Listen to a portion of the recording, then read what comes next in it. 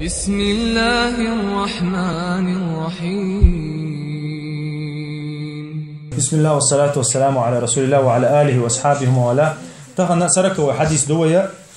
عمدة الأحكام شعات أنو يردو يشتروية زدري تيدو يشتروية عائشة تقر حديث دوية رضي الله عنها أن أم حبيبة بنت جحش استحيدت 7 سنين ورخشرات إيدي أرتنال 6 ستشاب ورخشرات إيدي أنيرتنا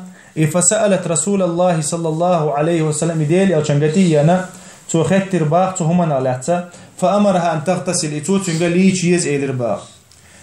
يز إلرباق فقال هذا عرق إذا إخم قبو إلرباق ديلي أو شنو عليه الصلاة والسلام فكانت تغتسل لكل صلاة إيوقا حديث كحاء دينا كودو إديل أو شنو وقوم كسن وحالق غيري دعيانا غيري تنك سن فاطمي كسن أبيسي دينا تنك إشتا دون حي أصدين دعما دول لها إدين وش دعديوش بريميرنا أتبقى دينا ها دعديوش لألوي شريوع تصولت ها حياء هور لامز أنو يشا لامز دي دعاء الخلق توتنك يقوز عدينا كودو إتوتنك شي إدين وش دعديوش ها يزودري دين وش دعديوش لأليش إيليرا إتصولت ها فكانت تغتسل لكل صلاة دينا أق رواية كا إذا مسلم روايته أم حبيبة هور لامز لوچر باغا إديل أتون ليش سألتين يرشا لوچ الله هور لامز تنجر اجتهاد دويس تو есть أنو يشا دفلنيت الشيء أبيزا بايسا دوشا هور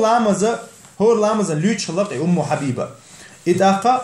خذ حيئا الله وإن حال حديث كعدوش بالبايدا يربو إذا شين لا حال يجي شتون الله إديل أشون قينكر وينا تخلتنا إذا تنجر شيء اجتهاد دو إذا هور لامزنا إشي استحادة دولشع أوتس ورخ شرع هور لامزن ليش نقص ورخ شرعها هور لامزنا ليش الله إذا توجوق حاجة يتخيل حق ليش رأى بقبال خلا وين ما خاري إذا خلق ما خلا تخيل ليشر خي كاتشتين خي واحدين إخي شا وبش مخي problem خلا إتاقة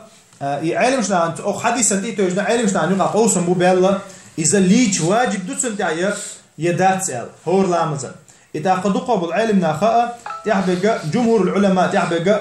إذا ليش يشيات سألدو ابن عباس يقر عائشة تقردي أنا إذا سبدوجنك شافا ليش يشيات سأل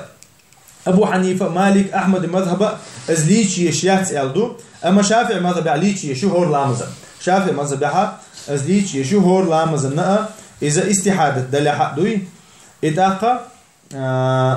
يرحدث ير تاجم